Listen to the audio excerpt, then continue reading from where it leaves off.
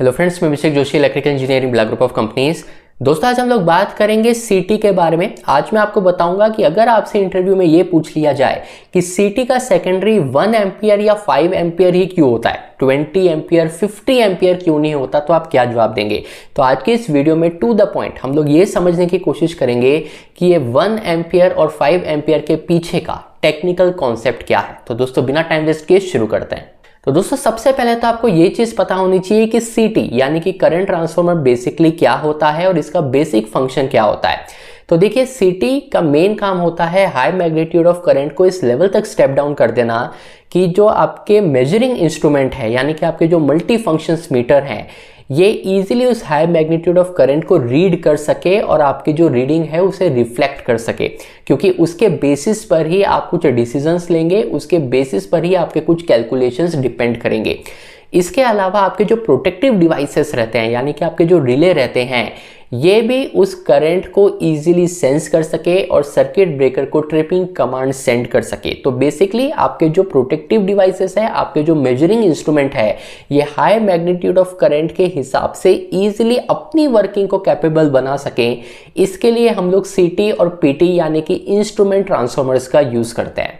अब दोस्तों, बात आती है कि सीटी का जो सेकेंडरी है ये 1 एम्पियर या 5 एम्पियर ही क्यों होता है, इसके पीछे का क्या रीजन है। तो सबसे पहला रीजन निकल कर आता है हीटिंग इफेक्ट। देखिए, जब भी इलेक्ट्रिकल सिस्टम में कंटिन्यूसली करंट फ्लो होता है तो उसके वजह से लॉसेस होने लगते हैं, यानी कि I2R लॉसेस आपके सिस्टम में आपको देखने को मिलते हैं। अब अगर आप सीटी के सेकेंडरी का करंट हाई रेंज का लेंगे, यानी कि अगर 10 एम्पियर 50 एम्पियर 20 एम्पियर इस तरीके के करंट के मैग्नीट्यूड सीटी के सेकेंडरी में होंगे, तो उसके वजह से आपके सीटी की जो वाइंडिंग है उसमें हीटिंग होने लगेगी।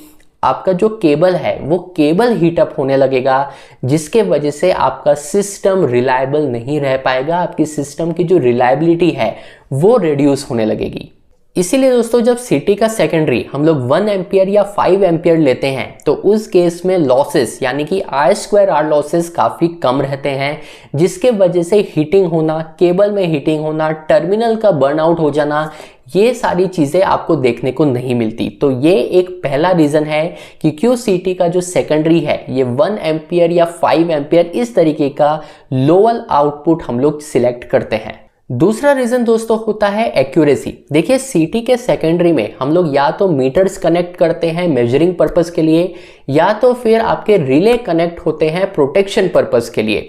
बट अगर आपके सीटी का secondary higher magnitude of current का रहेगा तो उस वजह से आपका जो सीटी है ये हाई मैग्नीट्यूड ऑफ करंट के वजह से सैचुरेट हो सकता है, जिसके वजह से आपको इनएक्यूरेट रीडिंग्स देखने को मिलेगी। यानी कि सीटी आपको जो आउटपुट में रीडिंग शो करेगा, जो रिजल्ट आपको देगा, वो एक्यूरेट नहीं होगा।